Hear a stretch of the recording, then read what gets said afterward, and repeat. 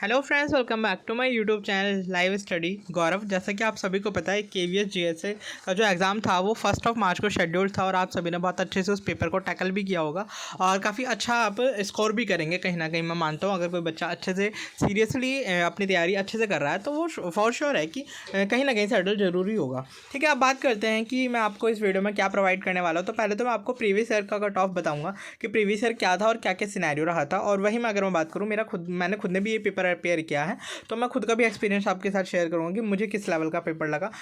I know, मतलब मैंने कोई पर्टिकुलरली KVS की तैयारी नहीं करी थी, बट स्टिल कुछ ना कुछ तो देख के गई थी और दैट्स वाई मैं आपको कुछ अपना पर्सनल एक्सपीरियंस भी शेयर करूंगा। तो अगर आप इस चैनल पर नए हैं तो प्लीज़ मेक श्योर करें कि चैनल को सब्सक्राइब करें और वीडियो को ज़्यादा से ज़्यादा शेयर करें। अब बात करते हैं ये 9/9/2019 का डेट का ये जो है नोटिस है जो मुझे मिला है बहुत ढूंढने के बाद, क्योंकि इसके बारे में ज़्यादा अपडेट नहीं मिल रहा था और इसकी बहुत ही मुश्किल से ये जो कट ऑफ्स वगैरह भी है वो भी मुझे मिली है। ठीक है, अब बात करते हैं कि हम बात करें LDC। अब आप कहोगे वो तो GSA LDC, पहले इसे लोअर डिवीज़न क्लर्क बोला जाता था, अब इसे GSA बोले जाने लगा है। ठीक है, तो कोई बात नहीं, वो तो टेक्निकल लैंग्वेज टर्म्स यूज़ कर लिए, उसमें कोई इशू नहीं है। पहले जब ये पेपर हुआ था ये 100 मार्क्स का हुआ था और अब आप यहाँ पे कट ऑफ देख सकते हैं 88, 86, OBC SC के 84 और ST के 81। 100 में से इतना कट ऑफ जाना कोई छोटी बात नहीं है। पर हाँ, इस पर चीज़ क्या है जिस वजह से इतनी कट ऑफ ज़्यादा जा रही है, उसके पीछे रोल है सबसे बड़ा नेगेटिव मार्किंग का। ठीक है, अगर यहाँ पे नेगेटिव मार्किंग इंक्लूड होती तो ये कट ऑफ गिरती, बिल्कुल गिरती, लेकिन यहाँ पे नेगेटिव मार्किंग नहीं है। दैट्स वाई जो ये कट ऑफ है वो यहाँ तक भी जा रही है। ठीक है, और अगर मैं बात करूँ उस टाइम वैकेंसी कितनी थी KVS में, तो उस टाइम 561 वैकेंसी थी और इस बार 700 के अराउंड जो है वो पूरी वैकेंसी है। तो कहीं ना कहीं वैकेंसी का फ़र्क पड़ेगा। और अगर मैं बात करूँ ये 2018 का पेपर है और अब 5 साल हो चुके हैं, 2023 हो चुके हैं, तो कंपटीशन बढ़ा ही है, घटा नहीं है। तो और बच्चे प्रिपेयर भी हैं उस हिसाब से। ठीक है, तो मुझे जो लगता है कट ऑफ ऑब्वियसली बहुत अच्छी जाने वाली है। तो मैं एक अपना रफ आइडिया बता देता हूँ कि आपको कितनी कितनी कट ऑफ जा सकती है। ठीक है, तो अगर मैं बात करूँ 120 मार्क्स का पेपर था और अगर मैं एक अनरिजर्व कैटेगरी के बच्चे की बात करूँ तो प्लीज़ अगर आपके 100 से ऊपर मार्क्स हैं ना तभी आपके कोई फुल चांस बनते हैं कि आप एक सीट सिक्योर कर लोगे। अगर मैं वही बात करूँ OBC कैटेगरी के बच्चे के लिए तो कम से कम 95 से 100 के बीच में लाई करेगा, तब उसके चांस बनेंगे। अगर मैं वही बात करूँ SC कैटेगरी के बच्चे के लिए तो 90 टू 95 के बीच में अगर उसके मार्क्स होंगे तो हो सकता है कि उसे एक कोई पोस्ट मिल जाए।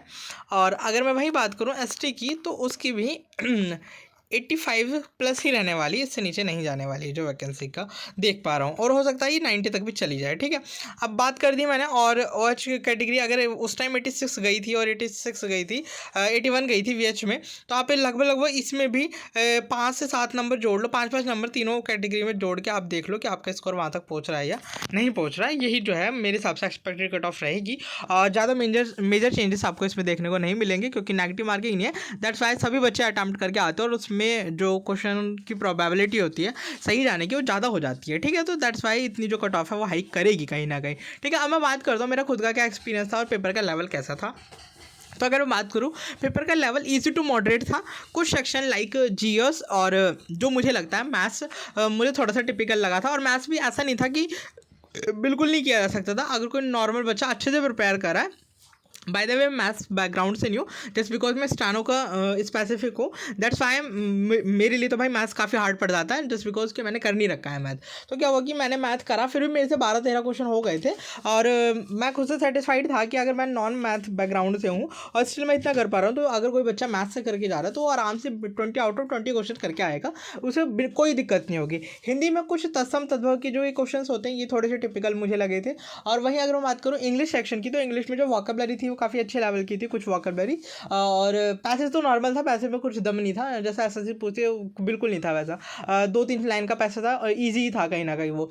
और वहीं अगर मैं बात करूँ GS की, तो GS का करंट अफेयर का वेट था, अच्छा खासा वेट था और मतलब GS का लेवल मॉडरेट था। ठीक है, मॉडरेट टू हम बोल सकते हैं कि टफ लेवल पे था GS। और वहीं अगर मैं बात करूँ रीजनिंग डुएबल थी, आराम से अगर कोई बच्चा अच्छे से प्रिपेयर करके गया तो 20 आउट ऑफ 20 कर देगा, कोई दिक्कत नहीं होगी अगर कोई बच्चा SSC की प्रिपरेशन कर रहा है।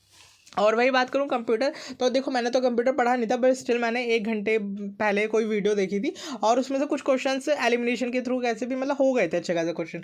तो कंप्यूटर भी अगर किसी ने ढंग से पढ़ रखी होगी तो वो भी वो कर लेगा, उसमें भी कोई इशू नहीं होगा। तो ओवरऑल जो पेपर था वो ईजी साइड ज़्यादा है, मॉडरेट भी नहीं बोल सकते प्रॉपरली, पर हाँ ईजी टू मॉडरेट था, कुछ सेक्शन उसमें मॉडरेट थे।